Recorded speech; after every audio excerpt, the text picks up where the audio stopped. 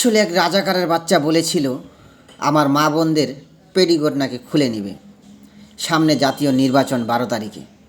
তাহলে আপনারা যে এত কিছু বলতেছেন, বলার ভিতরে কিছু ভাষা থাকতে হয়। আপনারা যে রাজাকার বলেন, কাকে রাজাকার বললেন চিন্তা করেছেন? যখন যুদ্ধের সময় রাজাকাররা মা বোনদের ইজ্জত নিয়ে খেলা করেছিল, তখন তাদেরকে রাজাকার বলতো। আর ছোট্ট একটা সোনার বাংলাদেশে এমন একটি কথা বলল যে মা বোনদের পেটিকোট খুলে নেবে। তাহলে রাজাকারটা কে, কারা? চিন্তা করে দেখুন। আমি কোনো দল করি না, জোর গলায় বলতে পারবো।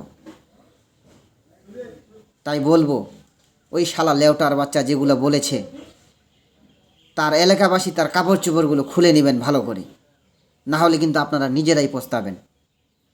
ওই শালা একটা কুলাঙ্গারের বাচ্চা এবং রাজাকারের বাচ্চা। রাজাকারই রাজাকার বলতে পারে যে মা বোনদের কাপড় খুলে নিবে, তাহলে তাদের মা বোনদের কাপড় খুলে নিয়ে অভ্যাস আছে, না হলে সে কিভাবে মা বোনদের পেটিকোট খুলে নিতে চায়? তাই তার সামনে যেগুলো আসিল সেই কথাটি প্রতিবাদ করার দরকার আছিল। শালা কুলাঙ্গারের বাচ্চা।